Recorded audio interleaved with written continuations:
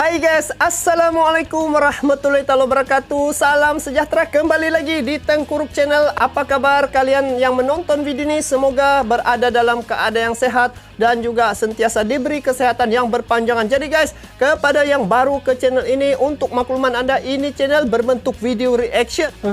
Jadi kali ini saya tertarik dengan Presiden Jokowi guys. Jadi saya mau react dia punya video tentang kehidupan Jokowi. Dan satu perkara, kenapa orang Malaysia suka pemimpin seperti Jokowi guys? Itu soalannya. Jadi kebelakangan ini saya react tentang Jokowi guys, di mana dia punya pendirian ni cukup teguh guys, walaupun mendapat ancaman daripada negara besar seperti Barat guys, tetapi dia tidak goyang guys. Lagi-lagi dia pergi hantam balik, dia stop itu penjualan minyak, ekspor minyak ke luar negara, sehingga kan negara-negara yang di luar ini guys, negara asing ataupun negara Eropah, begitu kucar-kacir jadinya ya. Nah, disebabkan apa? Disebabkan kekuatan ekonomi pada negara Indonesia. Jadi kalau satu benda sejak pun dia pergi stop guys, sudah huru-hara. Bayangkan beberapa lagi sumber daya alam yang terdapat pada Indonesia seperti emas, nikel, apalagi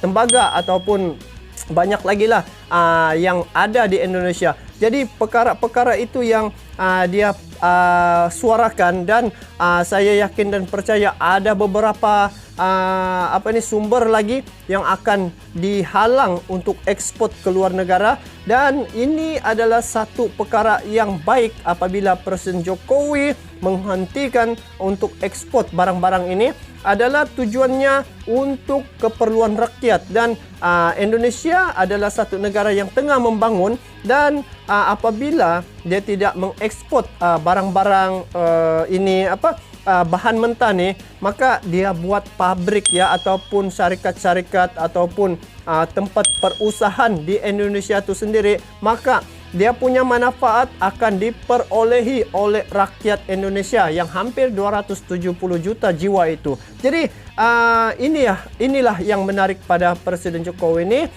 Dia punya pemikiran panjang, dan juga dia mempunyai satu keputusan yang kita tengok luar daripada jangkaan, tetapi dia berani menghadapi risiko ataupun cabaran. Jadi ciri-ciri orang yang berjaya adalah mereka yang sanggup menghadapi cabaran ataupun yang menghadapi risiko. Jadi orang itu tidak lain dan tidak bukan adalah seperti Jokowi. Jadi guys, ayo kita simak kenapa orang Malaysia suka pemimpin seperti Jokowi guys. Jadi ayo kita simak video ini. Sebelum saya lanjut, ini video saya tengok di channel Drama Politikus ya guys. Jadi kepada kalian yang menonton video ini, sama-sama support juga ini channel Drama Politikus dengan memberi like, komen, dan juga bagi yang belum subscribe dia punya channel, bolehlah subscribe. Jadi ayo kita simak video ini. Saya pun mau tengok kenapa orang Malaysia suka pemimpin seperti Jokowi. Benar tuh guys, saya pun suka pemimpin seperti Jokowi. Jadi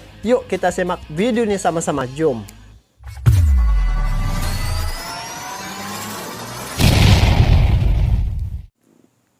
Saya, Joko Widodo.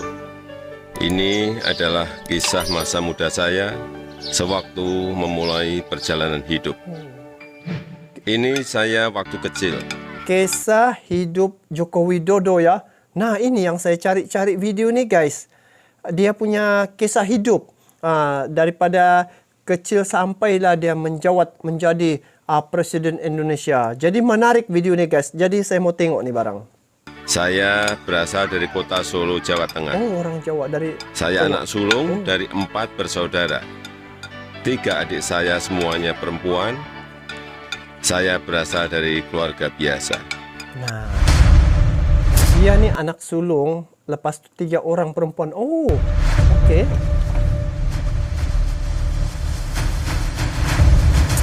Drama Politikus.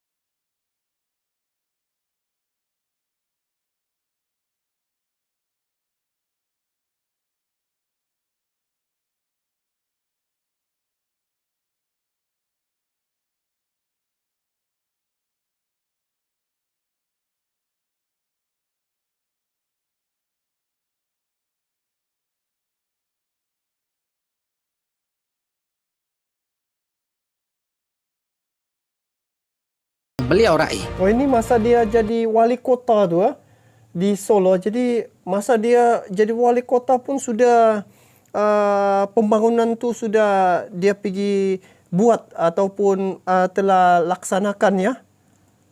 Pertama, rebranding kota Solo dengan rebranding. slogan baru, Mantap. Solo, the spirit of Java. Citra kota Solo di bawah Jokowi menjadi sebagai kota budaya dan kota batik. Nah, ini saya mau pergi nih nanti. InsyaAllah. Ada kesempatan saya pergi kota Solo nih. Selain itu,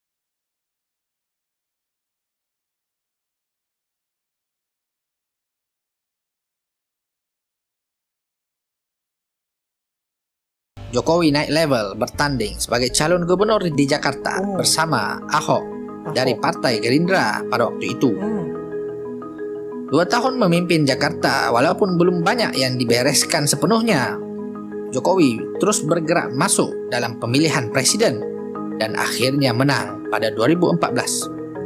14, 15, 16, 17, 18, 19, 20, 21, 22, 6, 7, 8, 8 tahun. Bagi segelintir rakyat Indonesia, pembawaan Jokowi yang kelihatan merakyat, santai, Betul. ternyata dikritik sangat hebat. Siapa Ya, kritik? bagi sebahagian rakyat masih merindukan sosok pemimpin kuat seperti Bung Karno dan Jenderal Soeharto, atau seorang teknokrat jenius seperti B.J. Habibie, atau seorang pemimpin umat ulama seperti Gus Dur. Namun bagi rakyat Malaysia, sosok Jokowi sangat pas kepada selera politik di sana. Betul. Mengapakah demikian? Inilah drama politikus. Drama politikus. Kenapa demikian? Itu soalnya. Yuk. Ayo guys, kita Pertama, sedikit bicara, banyak bekerja. ini Sistem betul. politik di Malaysia, yaitu parliamentary, sebenarnya menghasilkan banyak pemimpin politik yang banyak ngomong dan hebat berpidato. Yang sadisnya, ketika menjadi oposisi, kelihatannya pada pinter semua. Ada aja ide yang tampak memukau, yang dilaung-laungkan di podium ceramah. Tidak kurang kritikan mereka yang sangat tajam terhadap pemerintah. Namun ketika berkuasa, tidak semua yang dibicarakan dapat direalisasikan. Maaf saja. Begitulah kejadiannya guys. Banyak bicara. Kalau kalian datang di jalan sini guys, boleh pecah tayar guys. Atau dengan kata lain, banyak bohong sebenarnya. Ini- Itu kalau ada pemimpin. Ini kajian sebenarnya. Kajian dan juga analisa. Dia tidak ngomong-ngomong tanpa fakta ya. Jadi saya pun berpandukan kepada inilah. Yang tidak banyak pidato dan banyak bekerja. Orang Malaysia sangat suka pemimpin tersebut. Betul. Mungkin kerana sudah terasa bosan dengan politikus yang banyak ngomong. Mungkin. Yang kedua, anak dan isteri Jokowi yang bebas dari kontroversi. Tidak seperti pemimpin nomor 1 Malaysia sebelum-sebelum ini, yang pasti terpalit dengan kasus dan hal-hal kontroversial. Saya nampak anak-anak Presiden Jokowi ya, mereka ni berusaha sendirinya, berjual-jualan. Saya ada nampak tuh dorang punya konten ya, berjual macam air-air kayak gitu. Tapi air yang inilah, buka beberapa macam kedai-kedai begitu. Anak-anak Jokowi itu guys, di awalnya sudah dilatih untuk berniaga. Begitu. Anak-anak dan isteri Jokowi kelihatan tenang-tenang saja. Ini. Ini terlihat dari penampilan Ibu Iriana yang jauh berbeda dari istri Perdana Sendiri Menteri sebelum ini, di pasar-pasar Rosmah Mansur. Begitu pula dengan Gibran, Kaisang, dan Kahiyang Ayu. 3 orang ini adalah anak dari Jokowi. Walaupun sebenarnya Gibran kini adalah wali kota bagi Solo. Sebelum itu, beliau bergerak mandiri membina empire bisnis dari food and beverage ini. hinggalah kepada Ini saya katakan tuh, sebelum ni anak-anak Jokowi jual-jual air macam ni. fashion tanpa dibantu oleh kedua orang tuanya. Yang ketiga, Kabinet Presiden Jokowi. Jokowi hanya membutuhkan 38 orang menteri untuk 270 juta penduduk. 38 menteri sejak untuk 280 juta. Wih, beza nih guys. Beza dengan Malaysia. Malaysia baru 280 juta Indonesia. Malaysia ni baru 28 juta tapi menterinya guys banyak guys. Wow, macam mana dia buat ya? Malahan Jokowi melantik Prabowo musuhnya dalam Pilpres 2014 dan 2019. Ini saya dapat satu pandangan apabila Presiden Jokowi melantik musuh politiknya masuk ke arena politik untuk dia punya kabinet ya. Akhirnya apa yang berlaku seiring ya jalan dua-dua dari segi kepimpinan dan juga yang pertahanan ni, ternyata sekarang pertahanan negara Indonesia dia sudah ranking ke-16 di peringkat dunia. Ke-15. Dulu nombor ke-16, ranking 16. Sekarang ranking ke-15. Manakala untuk kekuatan peringkat Asia Tenggara kekal tanggap pertama ya untuk kekuatan militer di Asia Tenggara, Indonesia guys. Sebagai Menteri Pertahanan, golongan profesional dan teknokrat juga dilantik sebagai Menteri Keuangan, Menteri Pendidikan, dan Menteri Keusahawanan. Kementerian Pendidikan dikombinasi dengan Kementerian Sains, Teknologi, dan Riset di bawah Nadiem Makarim, bilioner Gojek. Jokowi berani menggugurkan 2 menteri baru-baru ini disebabkan kasus korupsi. Wow, barulah. Menteri Kesehatan pula diganti pada April tahun ini kerana tidak berprestasi di masa pandemi. Wow, ini baru betul. Tidak boleh buat kerja, out. Jangan disimpan-simpan guys. Begitulah, itu yang perlu, itu yang boleh merosakkan kabinet ataupun kepimpinan. Walaupun seorang yang kelihatan tenang, Jokowi pernah marah menteri kabinet secara terbuka dan mengancam untuk dipecat bila-bila masa jika tidak bekerja dengan benar. Sudah terjadi 2 kali reshuffle kabinet dalam masa 4 bulan. Kerana Presiden Jokowi tidak berpuas hati dengan prestasi menteri semasa COVID-19. Tuh, macam ni lah guys. Wow. Saya sebenarnya sungguh pun ya, kata pepatah, hujan emas di negeri orang, hujan batu di negeri sendiri, lebih baik di negeri sendiri. Cuma perkara seumpama ini yang harus dicontohi lah kan guys. Yang positifnya kita ambil. Bayangkan macam ni, barulah ekonomi kukuh, lepas tu dari segi kepimpinan rakyat pun suka ya, sokongan tu tetap padu. Ini masa pilihan raya, janji itu ini.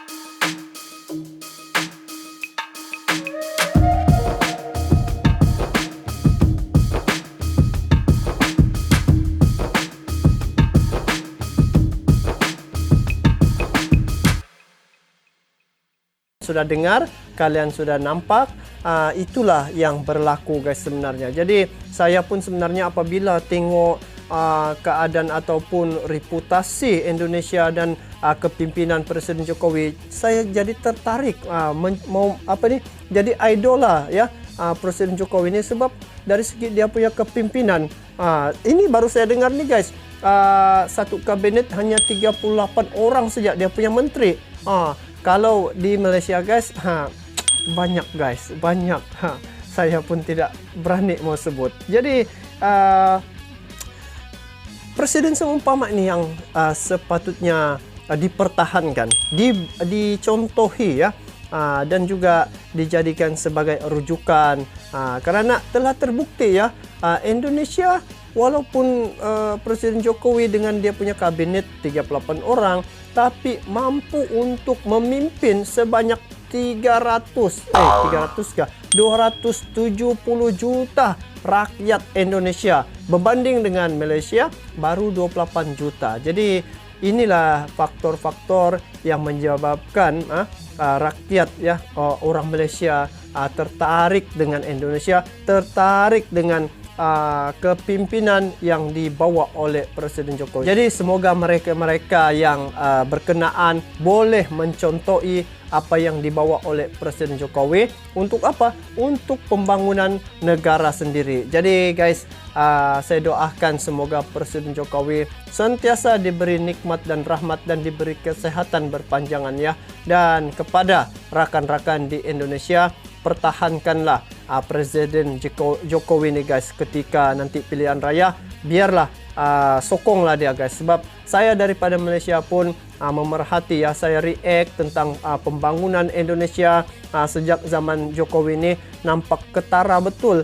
Dia punya perubahan tuh amat pesat sekali, nampak sekali Presiden Jokowi ini membuat kerja dan memikul amanah tuh dengan betul-betul amanah lah guys. Jadi itu saja guys untuk kali ini. Bagaimana pula pandangan kalian terkait dengan perkara ini guys? Kalian bolehlah komen di bawah. Jadi sampai jumpa lagi. Banyak bicara, banyak cakap, nanti banyak durasinya.